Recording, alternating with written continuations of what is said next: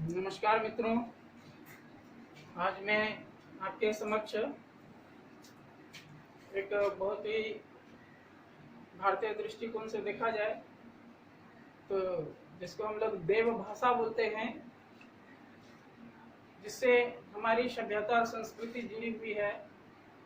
और इस भाषा के ज्ञान मेरे दृष्टिकोण से हर एक भारतीय को होना चाहिए। और इसीलिए मैं आज आप लोगों के बीच संस्कृत विषय को लेकर के ही उपस्थित हुआ हूँ और प्रयास करूँगा कि शुरुआत काफ़ी आसान हो, क्योंकि इस विषय को लेकर के बच्चों के मन में काफ़ी बहुत असमंजस की स्थिति रहती है। तो आज मैं शुरुआत करूँगा बिल्कुल आसान टॉपिक से। आओ संस्कृत सीखें।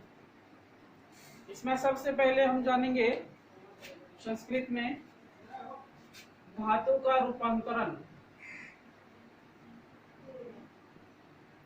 धातु का क्रिया में रूपांतरण कैसे किया जाता है।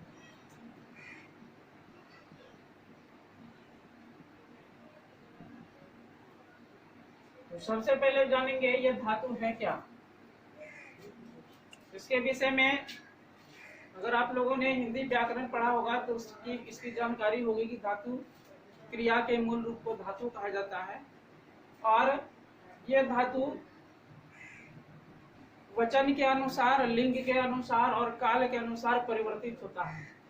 कहने का मतलब हुआ कि धातु का रूप जब क्रिया में बदलता है तो वह क्रिया का जो रूपांतरण होता है वह वचन के अनुसार धातु का रूप बदल जाता है।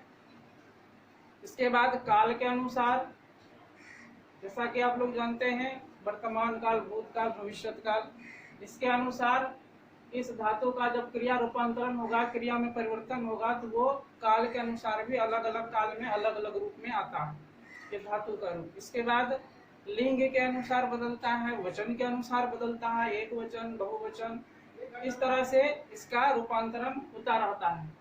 तो आज हम लोग जानेंगे संस्कृत में वर्तमान काल के विषय में कि वर्तमान काल में क्रिया का रूपांतरण किस रूप से होता है।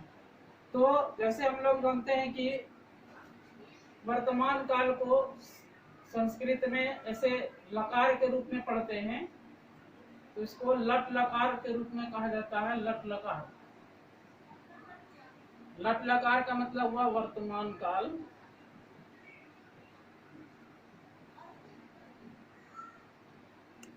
जिसको हम लोग इंग्लिश में प्रेजेंट टेंस भी कहते हैं, संस्कृत में लट लकार। और इसमें लकार में 3 रूप होता है, 3 वचन होता है। संस्कृत में हम लोग 3 वचन पढ़ते हैं, एक वचन, द्विवचन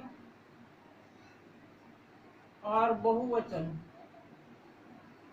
ऐसे हिंदी में अगर पढ़ेंगे तो 2 ही वचन होता है, एक वचन और बहुवचन। इंग्लिश में पढ़ेंगे तो 2 ही होता है, सिंगुलर और प्लूरल। लेकिन संस्कृत में 3 वचन होता है, एक वचन, द्विवचन और बहुवचन।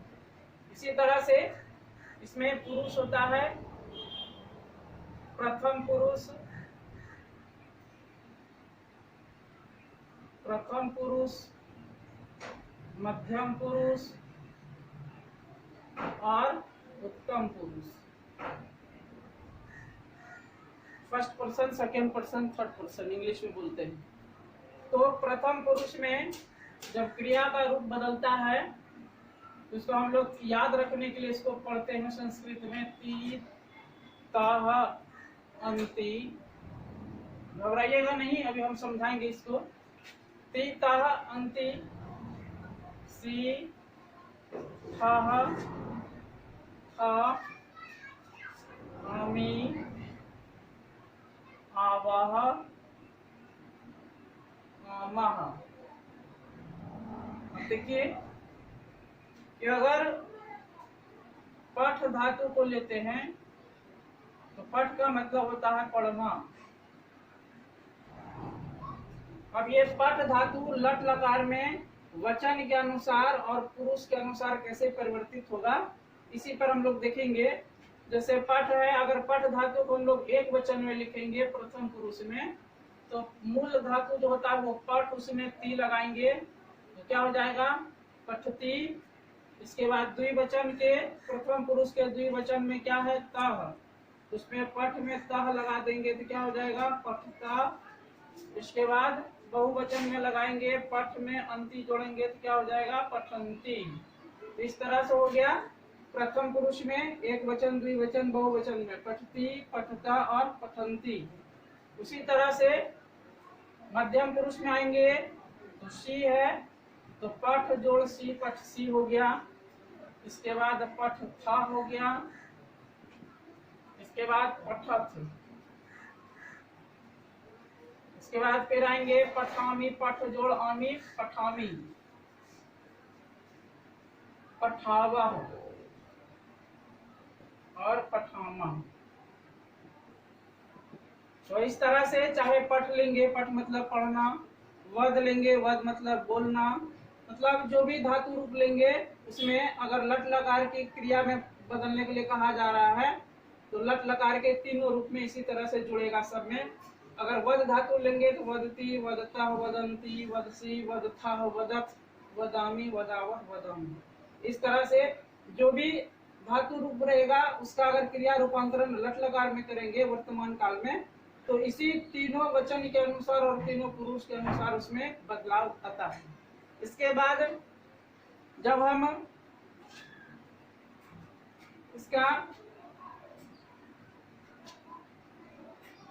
सर्वनाम लेंगे वह का पुल्लिंग, जिस तरह से इंग्लिश में होता है ही और सी, उसी तरह संस्कृत में तत् का मतलब हुआ हो गया पुल्लिंग में, उसका स्त्रीलिंग का अलग रूप होता है। तो इसमें भी एक वचन द्विवचन लेंगे।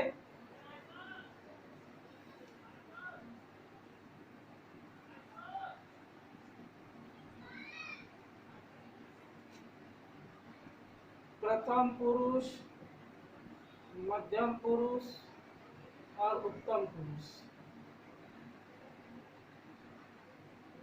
ये इसलिए हम देख रहे हैं कि ये जो धातु रूप है अलग अलग क्रिया का रूप है लट लकार में, तो किसके साथ कौन सा रूप का प्रयोग होगा संस्कृत में, कैसे उसका हम संस्कृत में अनुवाद करेंगे सरल भाषा में लट लकार में, तो वो हम देखेंगे जब हम ये चीज जान जाएंगे उसके बाद। तो जैसे यहाँ पर होता है प्रथम पुरुष एक वचन में सह, सह का मतलब वह, तो का मतलब वे दोनों, ते का मतलब वे लोग।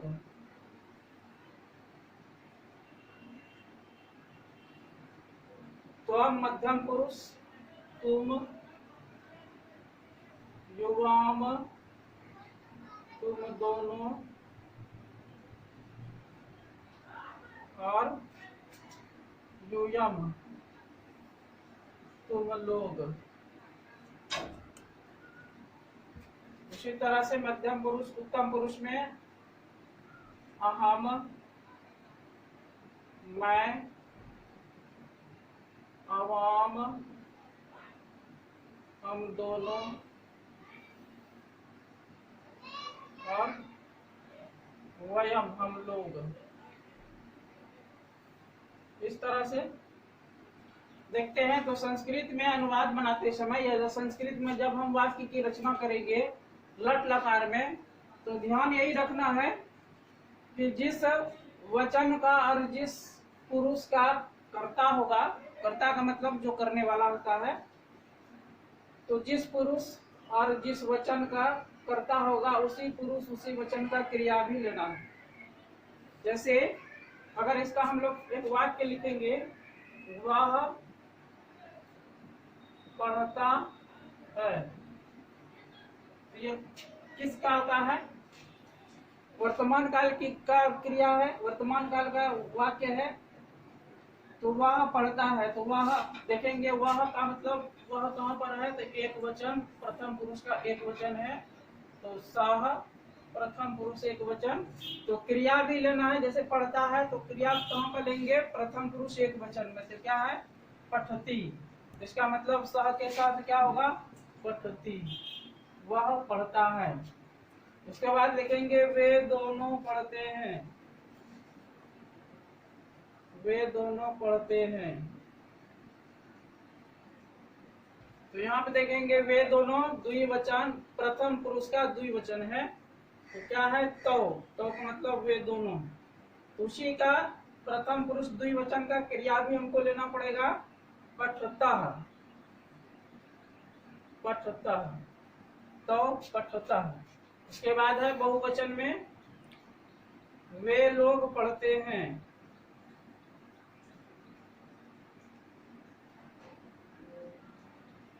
वे लोग पढ़ते हैं। तो वे लोग का क्या है, प्रथम पुरुष का प्रथम पुरुष का बहुवचन है ते, और प्रथम पुरुष बहुवचन में क्या है, क्रिया का रूप पठन्ति, तो ते पठन्ति। इस तरह से हम लोग देख रहे हैं कि मुख्य रूप से हमको यह क्रिया का जो रूपांतरण होता है संस्कृत में लट लकार में, हम अलग अलग काल में जब आएंगे, अलग अलग लकार में आएंगे तो उसका भी देखेंगे। लेकिन यहाँ पर क्योंकि आज प्रथम दिन है और शुरुआत हम लोग वर्तमान काल से किए हैं, लट लकार से किए हैं, तो लट लकार में क्रिया का जो रूपांतरण होता है इसी तरह से बदलता है, तीनों वचन में, तीनों काल में, तीनों पुरुष में। और इस तरह से हम देखें, उदाहरण भी दिए हैं कि अगर पठ धातु का हमको क्रिया रूपांतरण करना है लट लकार तीनों वचन में और तीनों पुरुष में, तो इस तरह से चलेगा। अब कोई भी धातु होगा उसको हमको इसी तरह से उसका रूपांतरण करना है। और इसके बाद अगर ये तत् का मतलब पुल्लिंग शब्द है, एक उदाहरण के तौर पर हम देखे हैं कि ये पुल्लिंग शब्द है जो कि तीनों रूप में इसका वह का ये तीनों रूपांतरण है।